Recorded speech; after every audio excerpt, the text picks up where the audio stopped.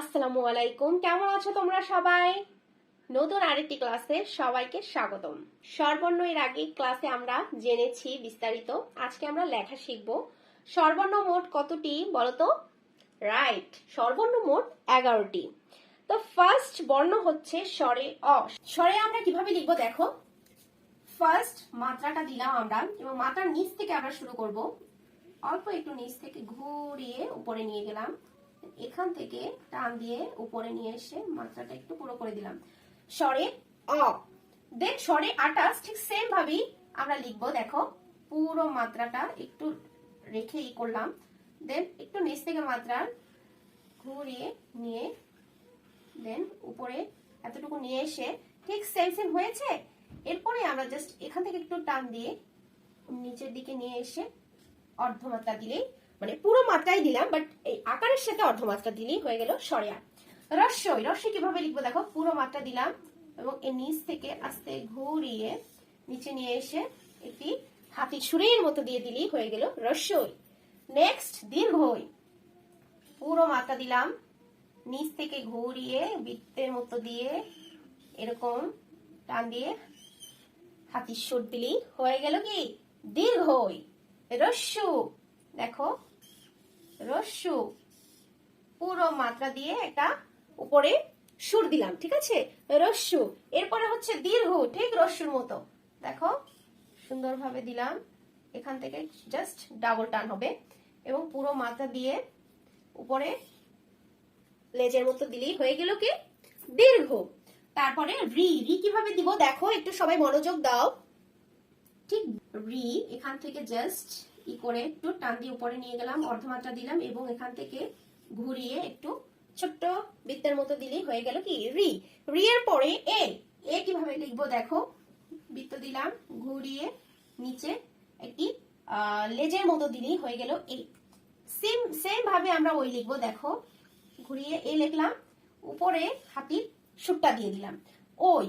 ও, ও কিভাবে লিখবো, ছোট্ট একটা বৃত্ত দিয়ে ঘুরিয়ে আবার ঘুরিয়ে দিলেই হয়ে গেল ও। ও সর্বশেষ বর্ণ দেখো, ঠিক ও এর মতো দিলাম, দিয়ে এখান থেকে হাতির সুরটা দিলেই হয়ে গেল কি ও। দেখো আমরা শুরু থেকে শেষ পর্যন্ত আবার একটু স্বরবর্ণগুলো পড়ছি। স্বরে অ, স্বরে আ, রস্যই, দীর্ঘই, রস্যু, দীর্ঘ, রি, এ, ওই, ও, ও। এই সর্বমোট 11টি বর্ণমালা এবং এখানে দেখতে পাচ্ছ তোমরা স্বরে থেকে দীর্ঘ পর্যন্ত পুরো বর্ণে কিন্তু সম্পূর্ণ মাত্রা রয়েছে এবং রিতে রয়েছে অর্ধমাত্রা এবং এ, ওই, ও, এই 4টি বর্ণে কিন্তু কোনো মাত্রা নেই, ঠিক আছে। তাহলে কি দাঁড়ালো, 6টি বর্ণমালায় হচ্ছে কি 6টি স্বরবর্ণে পুরো মাত্রা রয়েছে, একটি বর্ণে অর্ধমাত্রা এবং 4টি বর্ণে কোনো মাত্রা নেই। তো ব্যঞ্জন বর্ণ মোট 39টি আমরা তো আগেই দেখে নিয়েছি। ফার্স্ট বর্ণ হচ্ছে ক। তাহলে ক আমরা কিভাবে লিখবো দেখো। ক এরকম একটি বাঁকানো লাইন দিয়ে নিচের দিকে নিয়ে আবার উপরের দিকে দিয়ে পুরো মাত্রা দিতে হবে, কিন্তু এইখান থেকে সুন্দর করে একটি একের মতো দিলেই হয়ে গেল ক। দেন হচ্ছে খ। খ কিভাবে লিখতে হয় দেখো, সুন্দর একটি ছোট্ট গোল দিলাম, গোলের পরে এখান থেকে সুন্দর উঠিয়ে উপরে নিয়ে যেতে হবে, দেন নিচে নিয়ে আসলাম এবং এখান থেকে উপরে নিয়ে ছোট্ট অর্ধমাত্রা দিয়ে দিলেই হয়ে গেল খ। খ এর পরে হচ্ছে গ। দেখো এটা কিন্তু গ, এটা আমরা ঘ বলবো না, গ। তো গ কিভাবে লেখো দেখো, সুন্দর একটি গোলের মতো দিলাম, একটু ইয়োর মতো শেপ বাঁকানো, দেন এখান থেকে আমরা উপরে নিয়ে নিচের দিকে নিয়ে একটা সোজা টান দিয়ে অর্ধমাত্রা দিয়ে দিলেই হয়ে গেল গ। গ এর পরে হচ্ছে ঘ। ঘ কিভাবে লিখবো দেখো, সুন্দর একটু গোল দিয়ে দিলাম, নিচের দিকে নিয়ে আবার নিচের দিকে নিয়ে আসলাম এবং এখান থেকে সোজা একটি টান দিয়ে পুরো মাত্রা আছে, পুরো মাত্রা দিয়ে দিলেই হয়ে গেল ঘ। এটা গ, এটা ঘ। দেন হচ্ছে উমো, নো, আমরা উমো বলবো না, এটা হচ্ছে উও, উও, ঠিক আছে। দেখো এরকম দিয়ে গোল একটু দিয়ে নিচে এরকম উঠিয়ে নিয়ে আসলি হয়ে গেল উও, নট উমো, ঠিক আছে। দেন ওর পরে চ। চ কিভাবে লিখবো দেখো, সুন্দর এরকম দিয়ে আস্তে এরকম উপরে দিয়ে দিলে, পুরো মাত্রা দিয়ে দিলে হয়ে গেল চ। চ এর পরে কি বলতো, চ এর পরে হচ্ছে ছ। ছ কিভাবে লিখবো দেখো, ছ এ কিন্তু পুরো মাত্রা, ঠিক চ এর মতো একটু দিলাম ছোট্ট করে, দেন এখান থেকে আমরা পেঁচিয়ে নিচের দিকে নিয়ে এসে পুরো মাত্রা দিয়ে দিলে হয়ে গেল ছ। ছয়ের পরে বর্গীয় জ। বর্গীয় জ আমরা কিভাবে লিখবো দেখো, বর্গীয় জতেও কিন্তু পুরো মাত্রা রয়েছে, দেখো এরকম করে সুন্দর করে একটু দিয়ে দিলাম কিছুটা ওর মতো।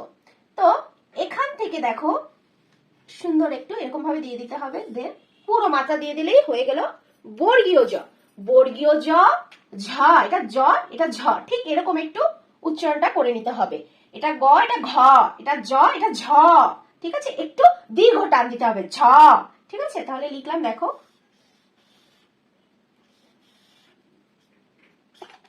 ঝয় কি, ঝয়ও কিন্তু অর্ধমাত্রা, এটা কিন্তু পুরো মাত্রা নয়, ঠিক আছে।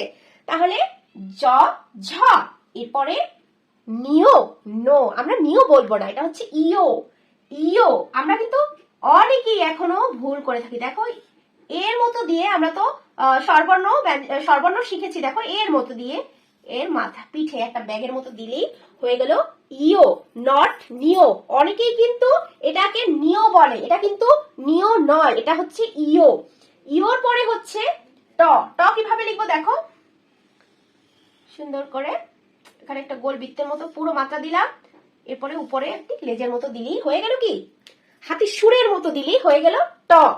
ট এর পরে হচ্ছে ঠ। ঠ কিভাবে লিখবো দেখো, ঠ এর পুরো মাত্রাটা রয়েছে, দেন এখান থেকে আমরা শুরু করলাম, এইরকম পেঁচিয়ে দিয়ে দিলেই হয়ে গেল ঠ। ঠ এর পরে কি বলতো, ড, ঠিক না, ঠ এর পরে ড। ঢ কিভাবে লিখবো দেখো, ঠিক জয়ের মতো কিছুটা পুরো মাত্রাটা তো অবশ্যই দিতে হবে, এই যে দিয়ে দিলাম, পুরো মাত্রা দিলেই হয়ে গেল ঢ, এটা ড।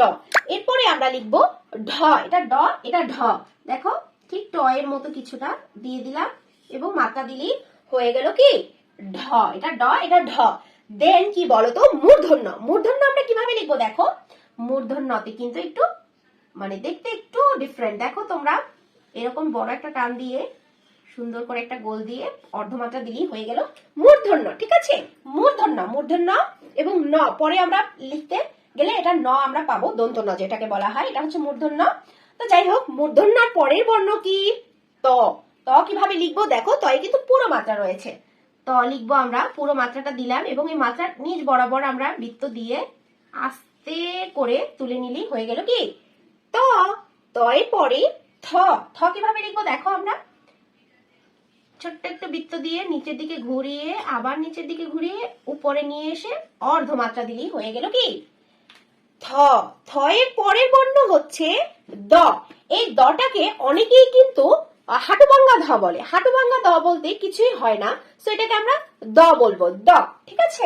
দেখো দ কিভাবে লেখে, পুরো মাত্রা দিতে হবে দয়ে, এরকম একটি টান দিয়ে একটু উপরে দিয়ে আস্তে নিচের দিকে নিয়ে আসলেই হয়ে গেল কি দ, ঠিক আছে। নট কান হাঁটু ভাঙ্গা দ, নট হাঁটু ভাঙ্গা দ, এটা আমরা বলবো না, ঠিক আছে। পরের বর্ণ হচ্ছে ধ, ঠিক আছে। এটাকেও অনেকে বলে কান্দে ভারী ধ। কান্দে ভারী ধ বলতে কিন্তু কিচ্ছু হয় না, কিছুটা কয়ের মতো। তো এখান থেকে একটু হালকা এরকম ভাবে একটু দিতে হবে এবং অর্ধমাত্রা দিলেই হয়ে গেল কি ধ। ধ এর পরে দন্ত ন, যেটা আমি আগেই বলেছিলাম মূর্ধন্য রয়েছে, তোমরা পরে দন্ত ন পাবে। এই দেখো দন্তের নয় কিন্তু পুরো মাত্রা রয়েছে, এরকম দিয়ে একটু পরে দিয়ে মাত্রা দিলেই হয়ে গেল কি দন্ত ন। দন্ত ন এর পরে হচ্ছে প। প কিভাবে লেখে দেখো, এরকম ভাবে হালকা একটু দিয়ে উপরের দিকে দিলাম এবং উপর থেকে গোল করে ঘুরিয়ে নিচে এনে একটা লম্বা টান দিলে এবং অর্ধমাত্রা দিলেই হয়ে গেল কি প। প এর পরে কিন্তু ফ। দেখো ফয়েও পুরো মাত্রা রয়েছে, দেখো এরকম টেনে নিচে নিয়ে উপরে আস্তে এরকম ভাবে একটা দিয়ে পুরো মাত্রা দিলেই হয়ে গেল কি ফ। ফ এর পরে হচ্ছে ব, ঠিক আছে। বয়ও কিন্তু পুরো মাত্রা, দেখো কয়ের মতো কিছুটা পুরো মাত্রা দিলেই হয়ে গেল কি ব। বয়ের পরে ভ। ভয়ও পুরো মাত্রা, দেখো কিভাবে লিখবো, একটু বৃত্ত দিয়ে এরকম উপরের দিকে নিয়ে ঘুরিয়ে উপরে নিয়ে এসে পুরো মাত্রা দিলেই হয়ে গেল কি ভ। ভয়ের পরে ম। ম কিভাবে লেখে দেখো, পুরো মাত্রা দিয়ে দিলাম এবং এখান থেকে সুন্দর করে ঘুরিয়ে উপরে নিয়ে আসলে কি হয়ে গেল ম। এরপরে অন্তস্থ জ, পুরো মাত্রা এরকম দিলে হয়ে গেল কি অন্তস্থ জ। অন্তস্থ জ এর পরে র, এটাকে অনেকেই কিন্তু ভুল করে রেপ্র বলে থাকে। এটা কিন্তু নো, এটা কিন্তু আমরা কখনোই রেপ্র বলবো না, এটাকে এটা হচ্ছে র, ঠিক আছে, বয় বিন্দু র বলতে পারো। তারপরে হচ্ছে ল, লয়েও কিন্তু পুরো মাত্রা রয়েছে। ল তালব্য স, দেখো তালব্য স কিভাবে লিখবো, এরকম করে দুটো দিয়ে এরকম একটু ঘুরিয়ে পুরো একটা রেখা টেনে দিয়ে অর্ধমাত্রা দিলেই হয়ে গেল কি তালব্য স। তালব্য স এর পরে হচ্ছে মূর্ধন্য স, দেখো মূর্ধন্য স পুরো মাত্রা রয়েছে এবং অন্তস্থ জয়ের মধ্যে কিছু এবং পেট কেটে দিলে হয়ে গেল কি মূর্ধন্য স। মূর্ধন্য সর পরে হচ্ছে দন্ত স। দন্ত স কিভাবে লিখবো দেখো, পুরো মাত্রা দিয়ে দিলাম এবং এখান থেকে একটু টান এরকম ঘুরিয়ে দিয়ে এখান থেকে নিচের দিকে নিয়ে উপরে টান দিলে হয়ে গেল দন্ত স।